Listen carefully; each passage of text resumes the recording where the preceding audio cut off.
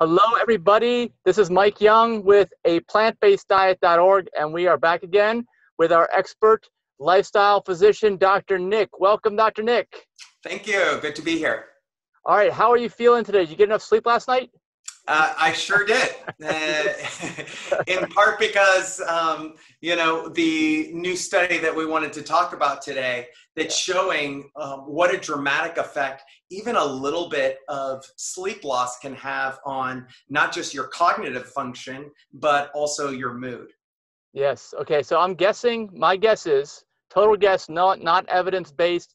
If you don't get enough sleep, there's going to be problems. Is that right? Absolutely. Absolutely. And it's funny, this is a theme in what we talk about every week, which is that a lot of the conventional wisdom that we heard from our parents growing up, it turns out it was true. And, science is still catching up and trying to understand in a data-driven way what a lot of us have been told and kind of already intuitively know. But sometimes the research actually elucidates an idea in a really powerful way and is the key to get someone motivated enough to actually make a change. So, all right. So what can you provide us? What motivation can you provide us with today that will allow us or convince us to get good sleep or enough sleep? And how much is that every night?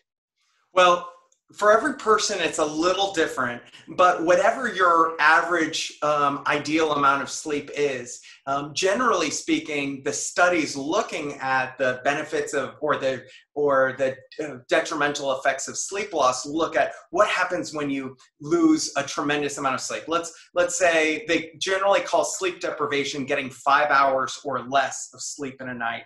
And so they look at, okay, what are the effects of that? And what's interesting is, we already know quite clearly there are significant detrimental effects on all aspects of health, but only now are we starting to see research that's trying to really understand what happens when you lose just an hour or 2 hours of sleep. And so that's the study we're talking about today, just to put it in context, because I think that's much more common for most of us.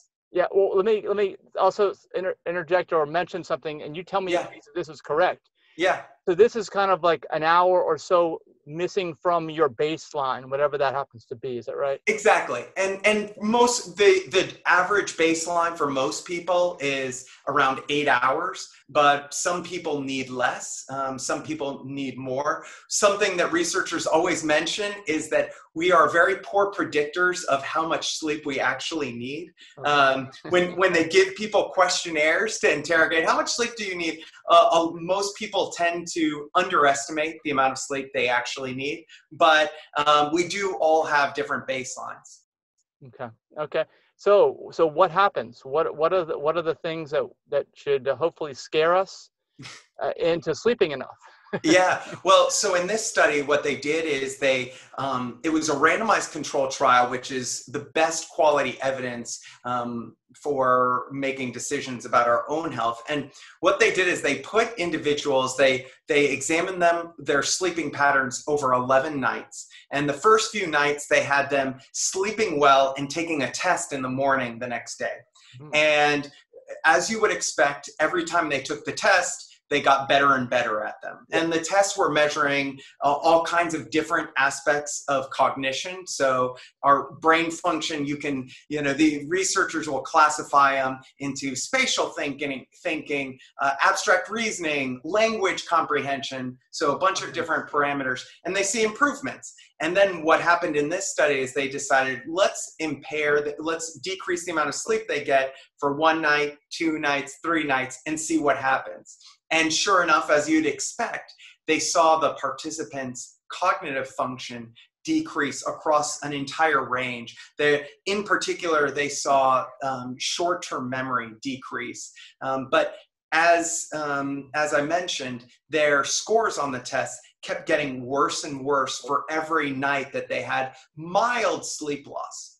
Wow. Okay. So these are immediate effects from what you're saying, and I think we all know that you wake up after 3 hours of sleep and you just don't feel good that entire day. I think, but this is putting some real scientific I guess, conclusions to you're actually going to do everything probably. If you're anything you need to think about, you're going to do worse immediately. So Yeah, yeah. and what's really powerful about these studies is that a lot of us think, okay, well, the difference between going to bed at, let's say, 10:30 and midnight isn't that, maybe I'll stay up and watch that extra Netflix episode. Is it really, I can push through. But what the researchers found is that individuals felt like, in order to compensate, because they got these extensive questionnaires to compensate for feeling more tired, having less attention, they became more impulsive and they had to concentrate more while taking the test, and they still nevertheless did worse. Mm-hmm. So there are measurable decreases in how well we function just on the basis of that little bit of sleep that we can lose any given night throughout the week. And I think that this is really capturing what is more common for people. Very seldom do we, just get 5 hours of sleep over a night, but pretty often we, get distracted, lose track of time, and before we know it, we're going to bed later than we'd like, and still having to wake up just as early. So. Yeah, or we got a friend that's maybe not plant-based. We want them to watch the Game Changers with us late one night, but we probably shouldn't do that, right? Exactly. Exactly. Yeah, exactly. I mean, there's all kinds of good reasons to stay up too, but we have to do it knowing and expecting that the next day we're not going to be performing our best. The other part of this study that I wanted to mention, and I think is really eye-opening, is that the researchers found significant decreases in people's resilience as far as mood. So anxiety became much more prevalent, and depression became much more prevalent after just a day of impaired sleep. And those effects, again, got magnified every day of mild sleep loss. So, you think about, we're anxious about COVID-19. We get a night of poor sleep. Maybe it takes us a long time to fall asleep. Not our own fault. We still, we tried to do the right thing, but we stayed up later than we'd like. And then the next day, we're even more anxious because we got poor sleep. And then it's something that kind of has a vicious cycle component to it. Oh, man. Okay. Yeah, that's bad. I wanted to clarify one thing. You're saying that even if you don't get enough sleep, depression increases. I don't know why, but I've always thought maybe if you're depressed, you're going to sleep more. I don't know, but maybe not. No, that is correct. So you are right. Depression, as generally speaking, for the diagnosis of major depressive disorder, which is a diagnosis that is made fulfilling very specific criteria. That's not exactly what they're measuring. They were measuring in this study. They were measuring affect over, just a single day. So you wouldn't be diagnosed as depressed for just one day. Yeah, but it's like a gateway, right? It's like it opens the door to these conditions that you may not ever be affected by, right? Exactly. And in these questionnaires, they're measuring how much energy do you feel, how much joy do you have doing what you're doing, how much enthusiasm are you experiencing? So all of these positive affects, moods that we can have were significantly diminished with the loss of sleep. So okay, that's important. That's good. So thank you for telling us this, because I need to hear this. Everybody needs to hear this, because you get, in society today, everyone just talks about working harder, working longer than everybody else. And it is an advantage when you do that, but then there's all these disadvantages that go along with it that you're telling us about. And let me also ask you, what about into the future? Like if you could see off into the future, obviously we've had some talks, you and I, about dementia, cognitive impairment, Alzheimer's. Is any of this potentially related to a lack of sleep? Oh, interesting question. So right now, as I mentioned, most of the studies that look at long-term risk of chronic disease and sleep deprivation are looking at individuals who either work night shifts for a long period of time, or and even worse than night shifts are people who have who have shifts in the morning, then night, morning, then night. So a nurse, for instance, who works the night shift for years at a time actually has less risk than a nurse who is working the night shift, then 2 days later the day shift, then the night shift, then the day shift. It's that switching of your circadian rhythm that's particularly problematic. But in any case, to answer your question, there are long-term studies being done on chronic disease and sleep deprivation, like 5 hours or less.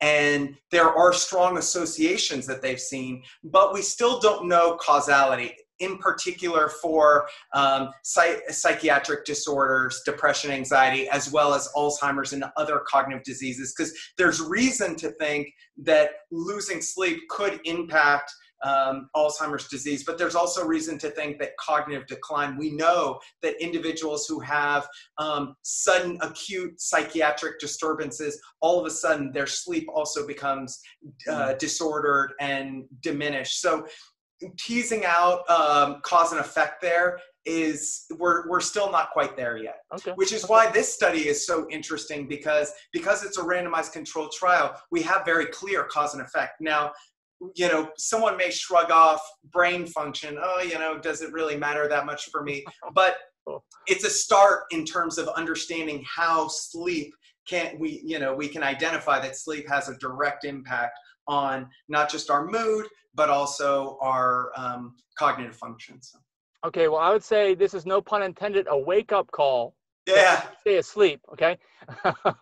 But if anyone's not in perfect health, let's put it that way, right? If you're in perfect health, this may not mean as much to you as someone else, but if you've got any kind of a chronic condition or an ongoing condition, I would say this is a wake-up call to look into this, right? I mean, this could be something that is really affecting someone in a negative way, and I really hadn't thought about it much till you brought it up. Well, and that's a great point, and this reminds me a little bit of the way for a while we kind of accepted that it was much more culturally accepted, let's say in the 90s, or 80s. Oh yeah, eat the junk food, it's a quick shortcut. I'll just eat a bag of chips instead of sitting down and having a meal. The TV dinner's fine. And, maybe not for everyone, but it was much more culturally accepted that shortcut was fine. And then over time you realize, hey, actually this has huge implications for your health. I think similarly, we're starting to appreciate that there's no skimping on sleep. Sleep is an incredibly important time for, healing, repairing damage, and also getting our physiological processes back online. And so often I think we think, oh yeah, I had a bad day, I had a bad mood, and we attribute it to the things that happened in our day without realizing that actually just going to bed, getting a good night's sleep can fix a lot of these things that feel very real, but are really modified and affected by things like, are we eating well? Are we sleeping well? Are we engaging in outdoor activity? So, it's all connected and very important. Okay, well, thank you. I mean, so it sounds like, again, as we discuss a lot, it's the balance issue. It's a balance of all these things: the food, the movement, the sleep. Your body's a machine. It needs to be kept in balance. And I know, like with all machines, you can kind of tell when some machines aren't running right because they're out of balance in some way. And this is just another way to ensure that your body stays in balance. So absolutely, it's a good reminder. So I really thank you for this. And I also want to, before we go, remind folks that Dr. Nick is a lifestyle medicine physician, and you are available basically virtually, online, remotely, no matter where anybody is. Is that correct? Yep, that's right. Absolutely. Okay, well, how can folks contact you, and what kind of services do you offer? Well, I love working with individuals to create a personalized health plan, work specifically on nutrition, increasing activity levels, and improving sleep quality, as well as decreasing stress. You can learn more about what I do at my website, nickborjamd.com. Okay. All right. Well, thank you again, Dr. Nick. I look forward to our next discussion about a topic, again, that will probably affect every one of us out there. So if you guys are watching, you have any questions for Dr. Nick, of course, you can contact him directly. You can write in the comments below. You can tag your friends and share this video as well. And wherever you're seeing this now, you'll see it again next time when we have our next episode. So thank you very much, Dr. Nick. Pleasure being with you.